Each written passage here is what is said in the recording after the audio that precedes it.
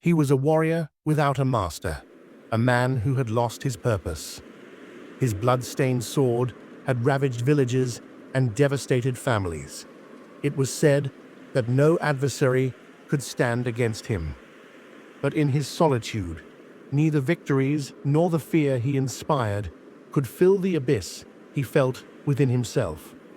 One day, after reducing yet another village to ashes, the Ronin climbed to the top of a hill, searching for something he could not name. From there, he saw a small hermitage, humble and worn by time. Despite its simplicity, there was something about that place that drew him, as if it were calling out to him. Upon arriving, he found an elderly monk sitting under a tree in deep meditation. The Ronin, burdened by the weight of his sword and sins, stood before him, expecting a reaction. But the monk neither opened his eyes nor showed fear. With a grave voice, the Ronin broke the silence.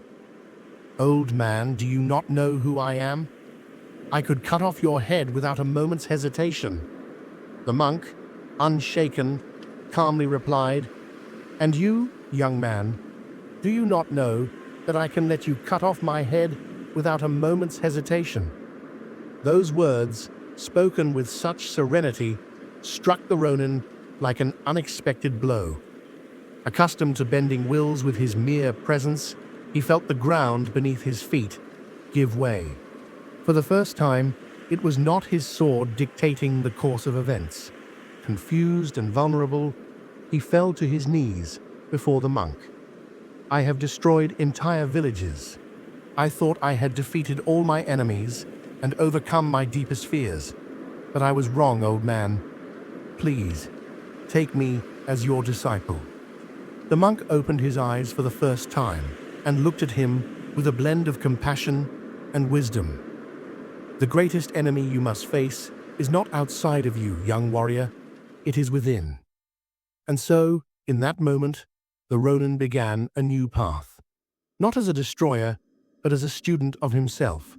Stop for a moment and think about your fears. Not the superficial ones, not the fear of heights or the shadows of the night, but those fears you bury so deep you can barely name them. Do you feel it? That tightness in your chest? That knot in your stomach? What is it? Is it the fear of failure, of not being enough? Or perhaps it's the fear of facing yourself? The Ronin in our story believed he feared nothing. He had faced armies, stared death in the eye time and time again. But in the silence of that hermitage, under the serene gaze of the monk, he discovered something terrifying. Everything he had tried to conquer outside was merely a reflection of a war he had never dared to fight within himself. And you?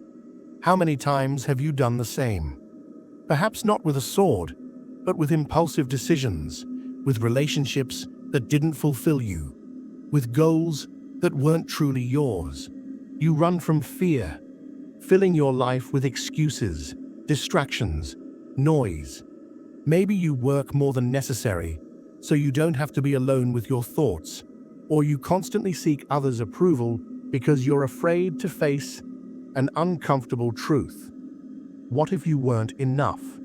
But fear always finds a way to reach you, doesn't it? No matter how far you run, no matter how many masks you wear to hide it, it slips into your dreams, your silences, those nights when the world fades away, and you're left alone, facing the abyss of your own doubts. The curious thing is, fear isn't there to destroy you.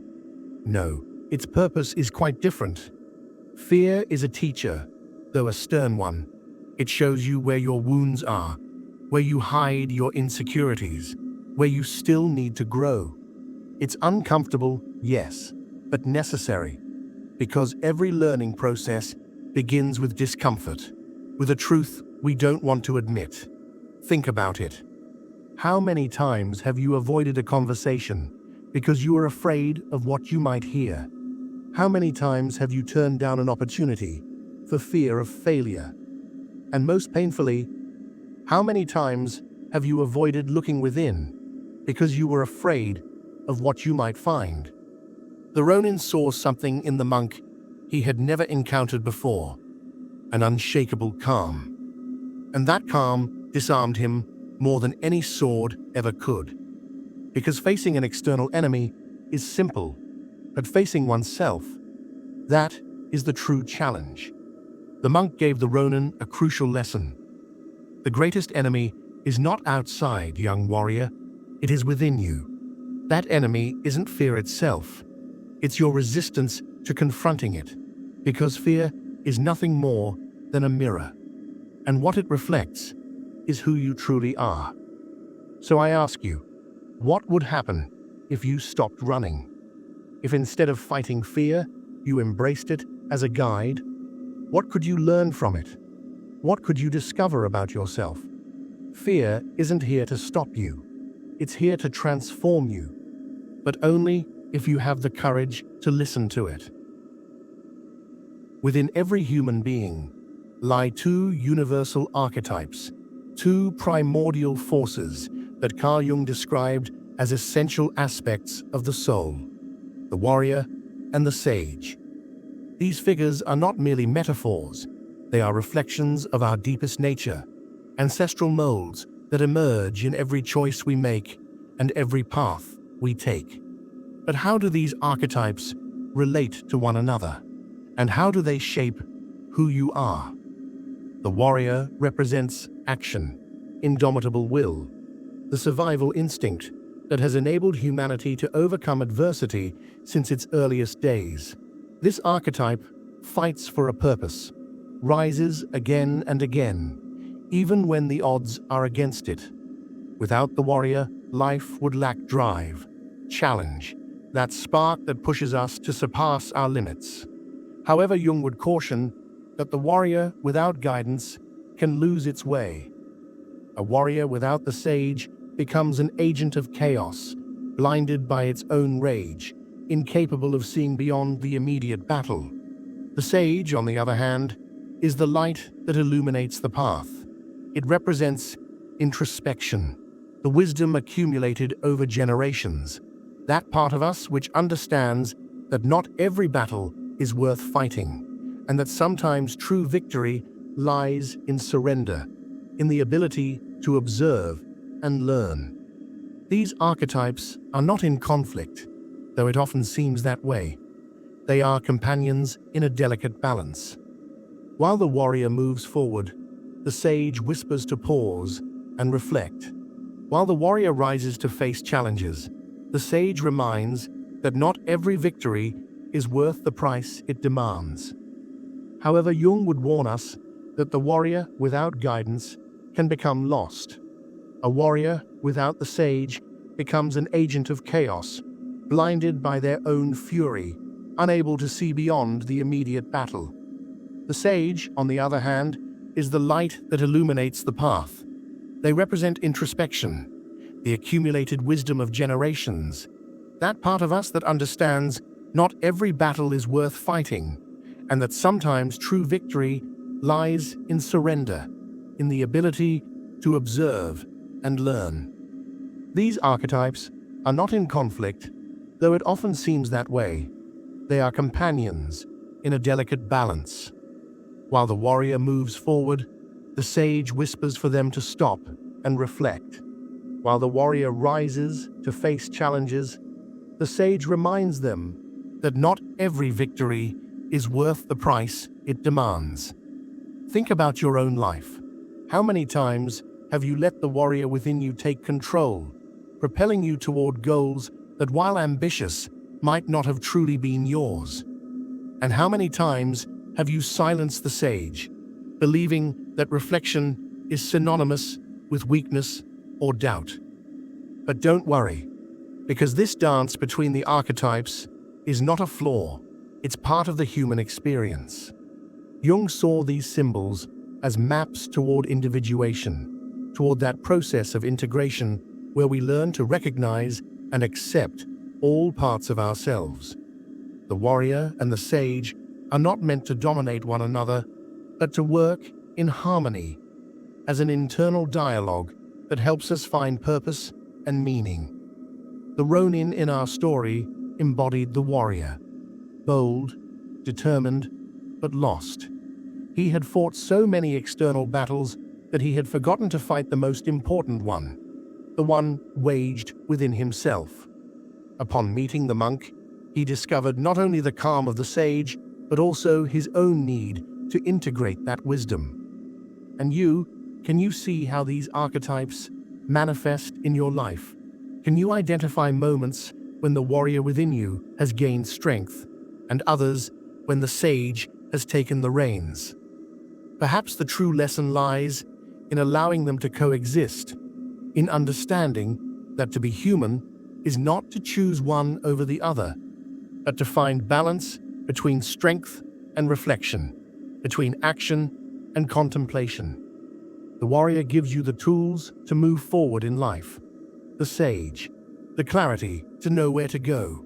Together, they guide you toward a deeper purpose, toward a life that is not only lived but understood.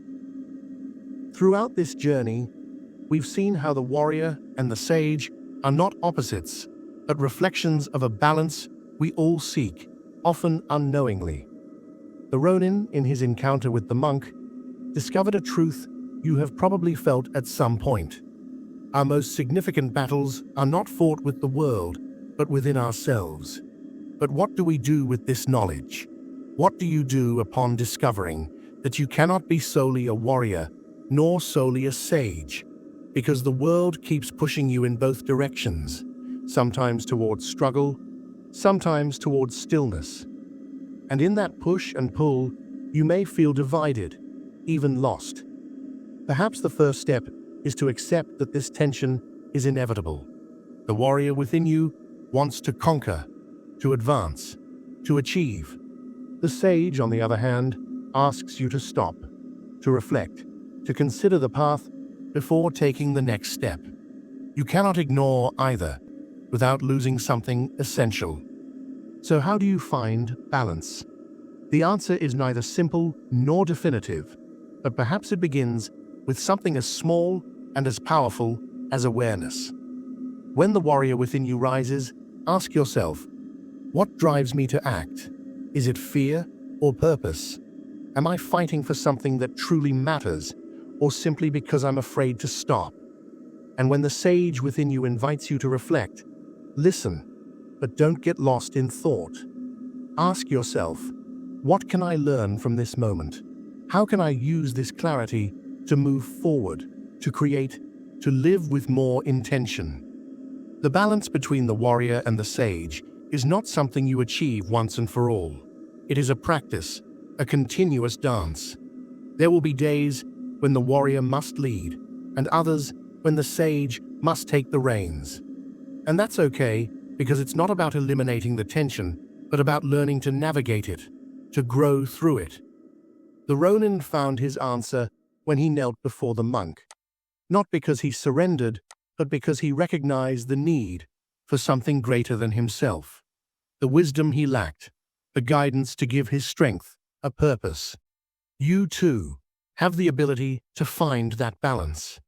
You don't need a monk or a mountain. What you need is already within you, waiting to be discovered. So, as this video comes to an end, I leave you with a question. How do the warrior and the sage manifest in your life? What can you learn from their internal dialogue? Perhaps, like the Ronin, the answer doesn't lie in choosing one over the other, but in learning to listen to both. Because only when the warrior and the sage walk together can you become everything you are destined to be.